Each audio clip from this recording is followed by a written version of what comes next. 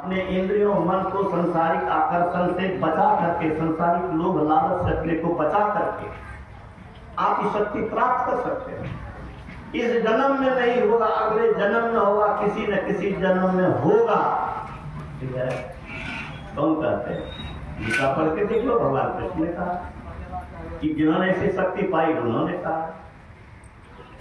भक्ति का बीज निष्फल नहीं जाता। पढ़ लिख के छोड़ दो, भूल जाओ, खेत जोत के छोड़ दो, पढ़ किया जाएगा, जोतना बेकार हो गया।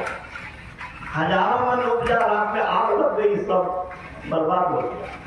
लेकिन गुरु के दरबार में, ईश्वर के दरबार में जो आप प्रयास करोगे, अभ्यास करोगे, प्रार्थना करोगे, उनसे जुड़ने की कोशिश करोगे, क्या होगा? इससे बल बढ़े।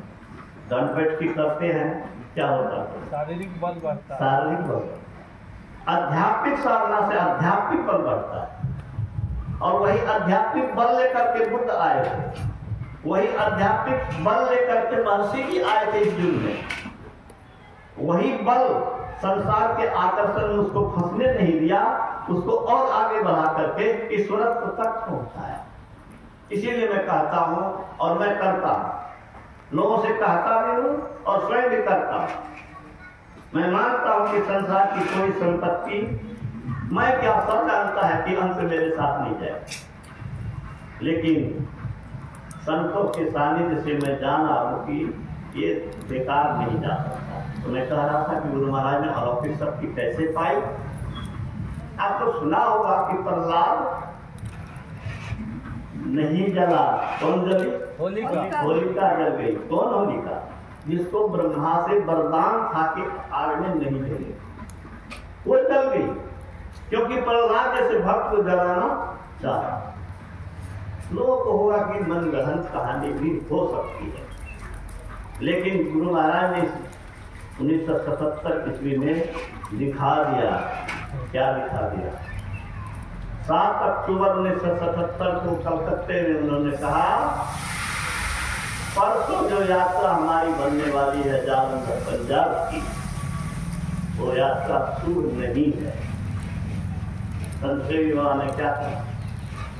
संत विवाह ने कहा, हुजूर बड़ी कठिनाई से डीलक्स एक्सप्रेस ट्रेन में रिजर्वेशन इतने सत्संग प्रेमी महात्माओं का हुआ है, कैंसिल करके फिर से प्रोग्राम बनाने में बहुत कठिनाई होगी, और जो प्रोग्राम का डेट तय है वहां पर के आयोजक लोगों को घोर निराशा हो। गुरु महाराज गंभीर हो गए, इसीलिए कि कुछ भयंकर होने वाला है। वो देख रहे हैं परसों क्या होगा। ठीक है, हम आप भी वो शक्ति प्राप्त करने के लिए कोशिश करिए। वही करता हूँ, किसी न किसी जन्म में पाऊंगा, ये दृढ़ विश्वास है, अंधविश्वास नहीं है। संतों का अटल वचन है, शास्त्रों का अटल वचन है, भगवान कृष्ण का अटल वचन है। अनेक जन्म संसिद्धो ततो याति परम गतिम। क्या कहा?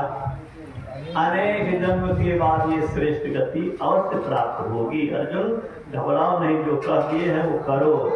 अर्जुन को खाली बहाने चलाने के लिए नहीं कहा, अर्जुन को कहा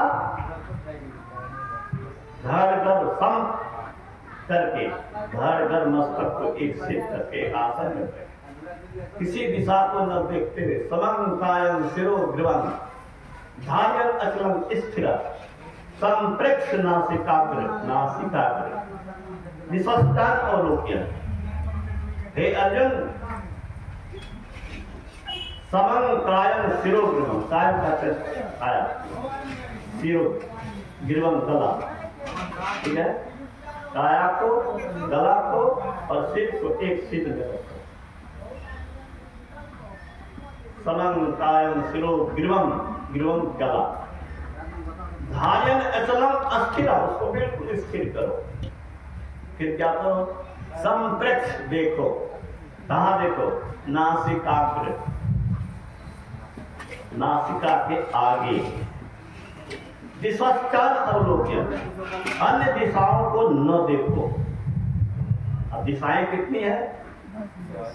10 दिशाएं। कौन कौन? उत्तर दक्षिण पूर्व पश्चिम 4 कोना 8 ऊपर नीचे तक। तो ना ऊपर देखो ना नीचे देखो ना दाएं देखो ना बाएं देखो ना पीछे देखो। किसी को गुरु महाराज ने कहा अगर ऊर्ध अरुदाएं बाएं पीछू 5 त्यागी रे खस्त बीचो बीच एक निशान दृष्टि की बात। ठीक है, तो भगवान कृष्ण ने यही कहा था ये करो। ऊपर उसने कहा कि मन बड़ा चंचल है, हठी है, बलवान है, खींच लेता है संसार की ओर, मेरा प्रयास बेकार तो नहीं चला जाए। कहा नहीं नहीं, इस लोक में परलोक में वह नष्ट होता है नहीं, कल्याणकारी कर्म करने में नहीं दुर्गति कही। शुभ लोक पाकर पुण्यवान का रहे वर्षों में, फिर जन्म लेता श्रीमान किसी के घर कहीं, श्रीमान के घर में जोगी के, या जन्म लेता श्रेष्ठ ज्ञानी जोगियों के कुल में। दुर्लभ सदा संसार में है जन्म ऐसे अंतिम। ऐसा जन्म हुआ तो अब क्या होगा? पाता वह पूर्व संजोग वह रत्न है, उस बुद्धि से फिर सिद्धि के करता सदैव प्रयत्न है, फिर प्रयत्न करेगा। अति यत्न से वह योग से सर्वकात्महीन बहु जन्म पीछे सिद्ध होकर परम गति में लीन। परम गति वो गति जिस गति की बात सर्वश्रेष्ठ गति। सर्वश्रेष्ठ गति क्या? दिल्ली जाना, तीर्थ जाना, अरे परमात्मा के पास जाना है सबसे श्रेष्ठ गति। वो पाएगा, इसलिए कहा भगवान कृष्ण